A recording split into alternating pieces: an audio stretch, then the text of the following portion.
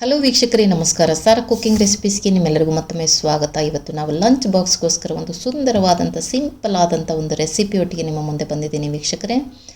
ಬನ್ನಿ ಈ ರೆಸಿಪಿಯನ್ನು ಯಾವ ಥರ ಮಾಡೋದು ಅನ್ನೋದನ್ನು ನೋಡ್ಕೊಂಡು ಬರೋಣ. ನಾನು ಮೊದಲನಿಗೆ ಒಂದು ಪಾತ್ರೆಯನ್ನು ಸ್ಟವ್ ಮೇಲೆ ಇಟ್ಕೊಂಡಿದ್ದೀನಿ ವೀಕ್ಷಕರೇ. ಅದರಲ್ಲಿ ಒಂದು 2 ಸ್ಪೂನಷ್ಟು ಎಣ್ಣೆಯನ್ನು ಸೇರಿಸ್ಕೊಂಡಿದ್ದೀನಿ.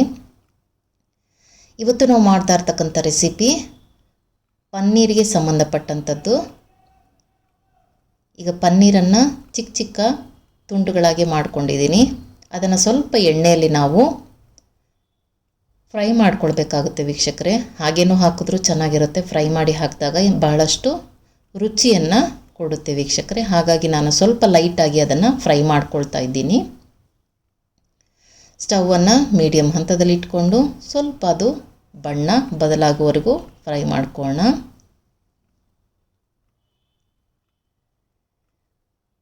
ಅದು ಒಂದು 2 ನಿಮಿಷ ಸಮಯವನ್ನು ತೆಗೆದುಕೊಳ್ಳುತ್ತೆ ವೀಕ್ಷಕರೇ. ಈಗ ಅದನ್ನು ಬೇರೊಂದು ಪ್ಲೇಟ್ಗೆ ಸೇರಿಸ್ಕೊಳ್ಳೋಣ ವೀಕ್ಷಕರೇ.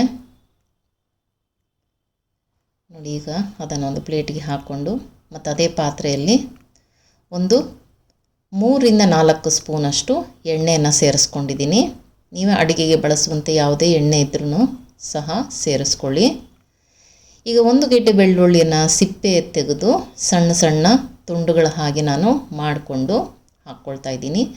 ಈ ಬೆಳ್ಳುಳ್ಳಿ ನಮ್ಮ ಫ್ರೈಡ್ ರೈಸ್ಗೆ ಒಳ್ಳೆ ಫ್ಲೇವರನ್ನು ಕೊಡುತ್ತೆ ವೀಕ್ಷಕರೇ. ಸ್ವಲ್ಪ ಅದು ಐ ಫ್ಲೇಮಲ್ಲೇ ನಾವು ಮಾಡ್ಕೊಳ್ಬೇಕಾಗುತ್ತೆ.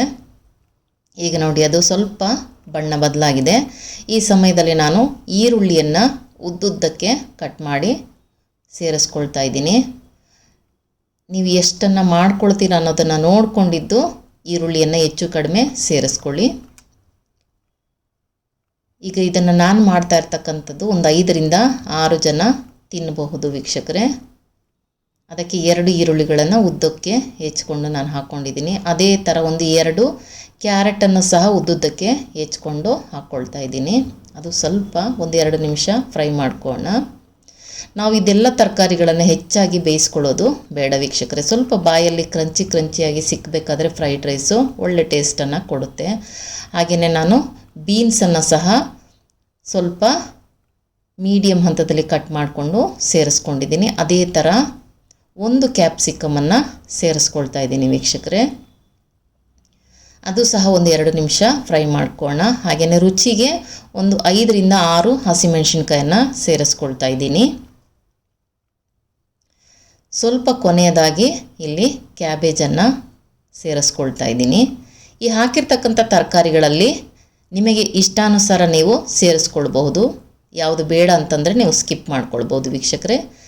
ಈಗ ರುಚಿಗೆ ತಕ್ಕಷ್ಟು ಉಪ್ಪನ್ನು ಸೇರಿಸ್ಕೊಂಡಿದ್ದೀನಿ. ಈಗ ಅದನ್ನು ಒಂದು 2 ನಿಮಿಷ ಕಲಿಸ್ಕೊಳ್ಳೋಣ ವೀಕ್ಷಕರೇ. ಯಾವುದನ್ನು ಸಹ ಹೆಚ್ಚಾಗಿ ಬೇಯಿಸ್ಕೊಳ್ಳಿಕ್ಕೆ ಹೋಗಬೇಡಿ. ಈಗ 1 ಸ್ಪೂನಷ್ಟು ನಾನಿಲ್ಲಿ ಕೆಂಪು ಚಿಲ್ಲಿ ಸಾಸನ್ನು ಸೇರಿಸ್ಕೊಂಡಿದ್ದೀನಿ. ಹಾಗೆಯೇ 1 ಸ್ಪೂನಷ್ಟು ಸೋಯಾ ಸಾಸನ್ನು ಸೇರಿಸ್ಕೊಳ್ತಾ ಇದ್ದೀನಿ ವೀಕ್ಷಕರೇ. ಸೋಯಾ ಸಾಸನ್ನು ಅಧಿಕವಾಗಿ ನೀವು ಬಳಸೋದಾದರೆ ಬಣ್ಣ ಬದಲಾಗುತ್ತೆ. 1 ಸ್ಪೂನು ನಾವೀಗ ಮಾಡ್ತಾ ಇರ್ತಕ್ಕಂಥ ರೈಸ್ಗೆ ಸಾಕಾಗುತ್ತೆ. ಈಗ ನಾನು ಅನ್ನವನ್ನು ಬೇಯಿಸ್ಕೊಂಡು ಒಂದು ಪ್ಲೇಟಲ್ಲಿ ಆರಿಸ್ಕೊಂಡು ಇಟ್ಕೊಂಡಿದ್ದೀನಿ ವೀಕ್ಷಕರೇ. ಹೆಚ್ಚಾಗಿ ಅನ್ನವನ್ನು ಸಹ ನೀವು ಅದು ಬೇಯಿಸ್ಕೊಳ್ಳಿಕ್ಕೆ ಹೋಗಬೇಡಿ. ನುಣ್ಣಗೆ ಬೆಂದರೆ ಅದು ಮುದ್ದೆ ರೀತಿಯಲ್ಲಿ ಆಗೋಗ್ಬಿಡುತ್ತೆ. ಬಿಡಿ ಬಿಡಿಯಾಗಿರಬೇಕು ನಾವು ಮಾಡುವಂಥ ಫ್ರೈಡ್ ರೈಸು. ಹಾಗಾಗಿ ಸ್ವಲ್ಪ ತಣ್ಣಗೆ ಮಾಡಿ ಸೇರಿಸ್ಕೊಳ್ತಾ ಇದ್ದೀನಿ. ಈಗ ಅದನ್ನು ಚೆನ್ನಾಗಿ ಕಲಿಸ್ಕೊಳ್ಳೋಣ ವೀಕ್ಷಕರೇ.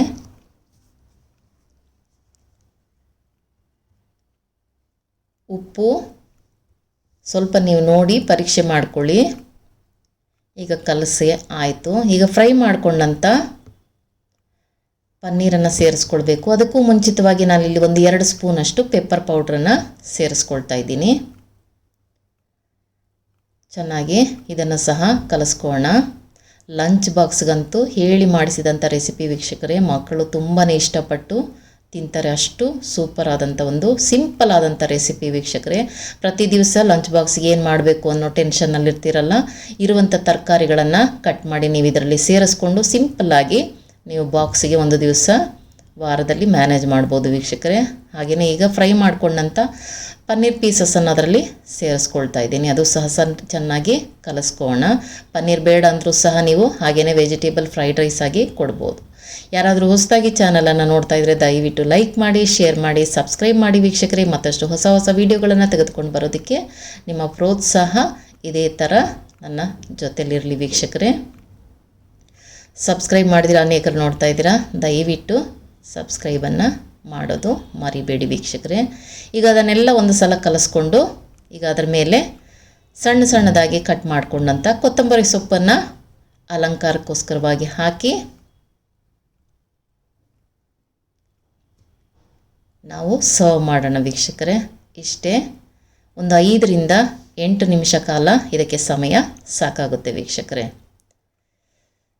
ನೀವೆಲ್ಲ ಖಂಡಿತವಾಗಿಯೂ ಇದನ್ನು ಇಷ್ಟಪಟ್ಟಿದ್ದೀರಿ ಅಂತ ತಿಳ್ಕೊಂಡಿದ್ದೀನಿ. ಇಷ್ಟಪಟ್ಟಿದ್ರೆ ಒಂದು ಲೈಕ್ ಶೇರನ್ನು ಮಾಡೋದು ಮರಿಬೇಡಿ. ಮತ್ತೊಂದು ಹೊಸ ವಿಡಿಯೋದಲ್ಲಿ ಭೇಟಿ ಆಗ್ತೀನಿ. ಅಲ್ಲಿ ತನಕ ಟೇಕ್ ಕೇರ್, ಬಾಯ್.